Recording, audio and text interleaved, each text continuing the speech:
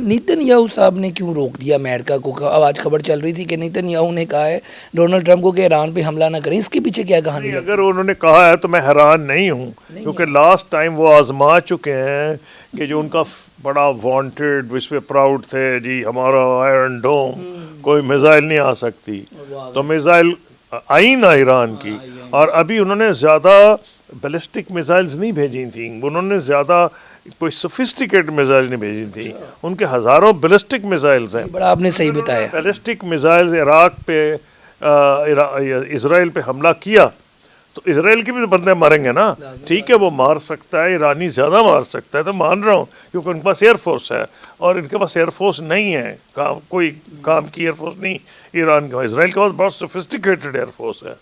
تو بندے لیکن ان کے مارنا ہے تو اپنے بھی تو مریں گے نا۔ بالکل سر صاحب، اس میں ایک چیز یہ ہے کہ جیسے ڈونلڈ ٹرمپ صاحب کہہ رہے ہیں کہ مشرقی وسطیٰ میں ہم نے اپنے جو جنگی سامان ہے وہ پہنچا دیا ہے، روانہ ہو گئے ہیں وہاں سے آپ دوست وغیرہ، تو یہ بھی کیا کوئی ٹائم گیم تو نہیں ہے کہ چیزیں وہاں پہنچ جائیں پھر وہاں پہ حملہ کریں گے؟ ایفرٹ ساری یہ ہوتی ہے کیونکہ گلف کی ریاستیں کہہ رہی ہیں کہ اگر آپ نے حملہ کرنا ہے تو ہمارے اڈوں سے نہ کریں، تو اس لیے ایئر کرافٹ کیریئرز بھیجے جا رہے ہیں کہ اگر حملے کی ضرورت پڑی تو وہ ایئر کرافٹ کیریئر سے کریں گے، لیکن ایئر کرافٹ کیریئر تو ہم بم بھی برسا سکتا ہے نا، آکیوپائی تو نہیں کر سکتا، جہاز کو زمین پہ تو نہیں چڑھا دیں گے، مطلب وہاں سے سائڈوں سے حملے کریں گے، جب تک فوجی اس طرح نہ آئیں جیسے سیکنڈ ورلڈ وار میں نارمنڈی پہ لینڈنگ ہوئی۔ آپ کہہ رہے ہیں کہ لوگ خود نہ وہاں پہنچے، فوجی نہ پہنچے امریکنز کے، تو ہزاروں کی تعداد میں، پھر جب تک قبضہ نہیں ہو سکتا، ہو ہی نہیں سکتا۔ ایک چیز کا یہ بتائیے گا، جیسے ڈونلڈ ٹرمپ صاحب نے لیکن تباہی بہت ہو سکتی، تباہی ہو سکتی، بہت ہو سکتی۔ اچھا یہ بتائیے گا اگر ایران پر حملہ ہونے کے بعد یہ چیزیں بھی آ رہی تھی کہ تیل کی قیمتیں بہت زیادہ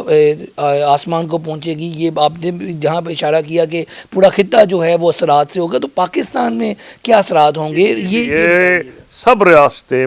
یہ کہہ رہی ہیں، پاکستان بھی یہ کہہ رہا ہے، سب کہہ رہے ہیں کہ بھئی یہ نہ کریں جو وہ